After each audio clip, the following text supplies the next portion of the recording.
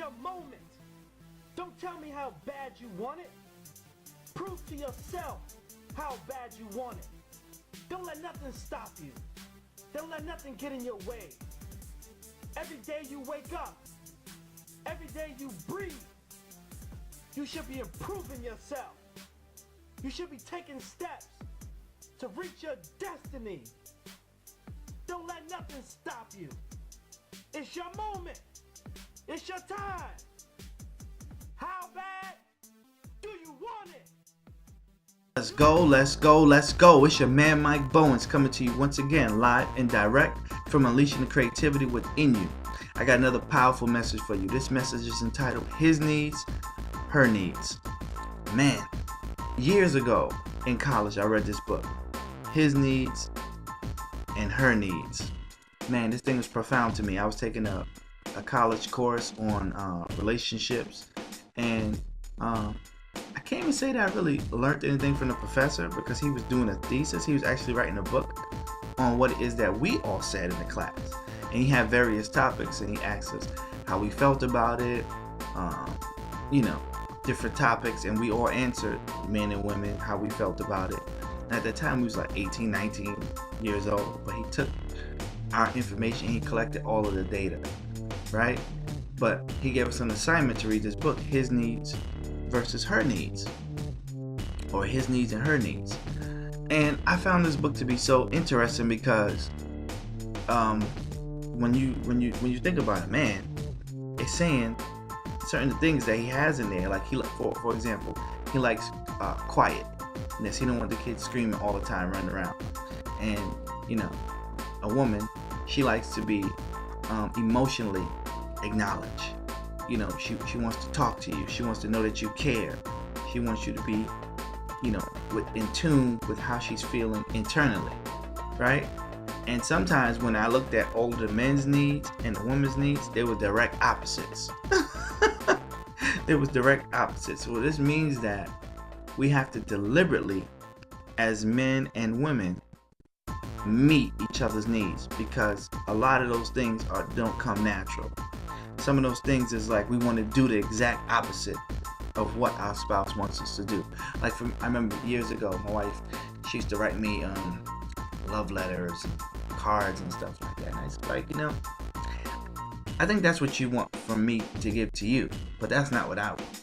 I appreciate your thoughts, your kindness, but that's not what the needs that I want, And so I asked her what it is that she wanted. She said, yeah, I like those notes and, love notes and, teddy bears and flowers and things like that.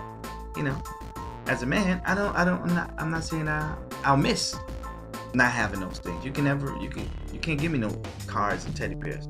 It's not gonna do nothing for me. But for my wife and for a woman, not all, but women will like flowers. She'll like a nice pocketbook every now and then. She likes love letters. Some people, it's not the monetary value, it's the fact that you're thinking about them that matters, that counts.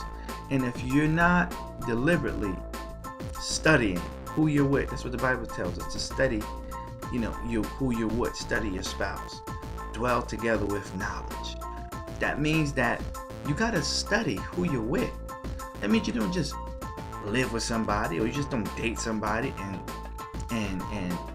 think that you're gonna magically mesh. No. Listen, you go to school to study for your career, for your profession. When you gotta get a license, you gotta study before you get on that road, and you gotta practice, right? It's amazing to me how in society and in life, even when raising children, they might have a few now, but it's not really parenting courses before you have a child. There should be parenting courses before people have children, right? Just like there should be relationship courses before people say I do. I mean, some people have to go to counseling, but how long is that? 5 sessions? You need a whole year. Some people are like, I ain't got time for that. Then that's why so many people end up divorced. That's why so many relationships don't make it, because people don't make time to arm themselves with knowledge. that they can apply it to their relationships. Because some things don't come natural from a man towards a woman, and some things don't come natural from a woman towards a man. Right? Yeah, you love each other, but we love differently. We don't love the same way. Man is looking for some intimacy. He don't want no flowers, he don't want no candy, he's looking for some intimacy. A woman is not always looking for intimacy. Sometimes she's just looking for a hug. Non-sexual touch. My wife had to teach me that. Can you just touch me in a non-sexual way? At first I'm like, non-sexual way? That ain't me. That is not me, baby. But I had to learn that it's not all what I want. Sometimes it's giving her a hug, a kiss on the forehead. Hey, I love you. And just hold her. That's it. Not always does it have to lead to sex, right? And then sometimes it should, because it's give and take. It's his needs and her needs, right? Sometimes it's watching a movie that necessarily I wouldn't watch by myself, but I watch it with her because it's spending that time together, and vice versa, right? Sometimes it's just doing things together or talking about certain topics, right? One of my wife's favorite channels is HGTV. She loves the decorating. As you can see behind me, she's a decorator. If you go to her channel, it's a family thing. That's what she does, decorating. That's her favorite show, HGTV. When we first got together, I never knew anything about HGTV.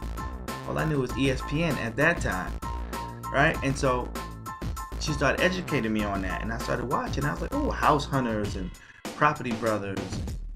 The list goes on and on, how many shows they come out with. But I actually liked it because it opened up myself up to her world, which then became my world. So when you talk about his needs and her needs, it goes back to the Bible, right? Dwell together with knowledge. So that means you got to study who you with. Some people, I don't mean just study like you just watch them. I'm talking about you get a pad and a pen or put in your phone. What is he like? What makes him happy? What makes him upset? What brings him pleasure? What brings him joy? What's his greatest hope? What's his greatest fear? Same thing with your lady. What brings her joy? What makes her happy? Right? And you write these things down. And then you'll be able to push buttons on purpose. And hopefully, God willing, you press the right buttons on purpose. You're not going to make somebody mad on purpose. That'd be dumb. Even though I have spoken to many people who have done this because I guess they were angry or hurt or some type of way, and so they did this on purpose to get back at the person who hurt them, right? Hurt people. And so, but if you're wise, you would press the right buttons on purpose. Listen, I know she likes candy, I know she likes flowers, I know she likes love letters. Boom, let me do this on purpose on a regular basis. Right? I know she likes a foot rub. I know she likes a bubble bath. Let me run that bubble bath for her. Or let me put the kids to bed and let me run her some bath water. Right? You know he likes a back rub. Okay? Let me get the baby oil out. Let me bust out the baby oil. Pop, pop, pop, pop. And let me rub them down with that baby oil. Right? I know certain things about who I'm with because I deliberately studied them. Right? Because then some people don't even know why their spouse is upset because you haven't taken out the time to study them. So when they shut down and they're quiet and they're in defense mode, you don't even understand why. Now, there's some people who are just moody, right? They have chemical imbalances going on up here. And so nothing you can do except help them get them chemical balances correctly so they can be happy. And some people are not happy within themselves. And there's nothing that another person can do to make them happy. But I'm talking to people who are chemically balanced and happy within themselves, right? When you do the things on purpose for them, they will appreciate it, right? Like I said, there's some people, there's nothing you can do. It's not gonna make them happy. They just sad, mad, and depressed all the time. That has to do within them. They need a whole lot of Jesus dosages to just come in them and on them so that they can be at peace and happy within themselves. Because at the end of the day, nobody can really make you happy, right? It comes from within you, right? People can add to your happiness, right? But they can't really make you happy. So, with this being said, study the person you're with. Dwell together with knowledge. Understand that she has needs, and you got to meet those needs, right? According to the way that she likes it, not the way that you like it. Understand that he has needs, and you got to meet those needs the way that he likes it, not the way that you like it, right? And once you understand this, don't turn a blind eye to what it is that your spouse likes. Do what they like on purpose. Do it on purpose. Don't just, well, I know they like that, but I'm not in the mood. Oh, I know they like that, but I don't care. I'm just doing me. And until he does this for me, I'm not doing that for him. So that's a whole nother message. You know, talking about sowing and reaping. You gotta give sometimes in order to receive. You don't just wait to get so that you can give. You gotta be proactive. And if you have two people who are together, who are constantly trying to give to one another, give to one another, give to one another, you're gonna have happiness in your relationship.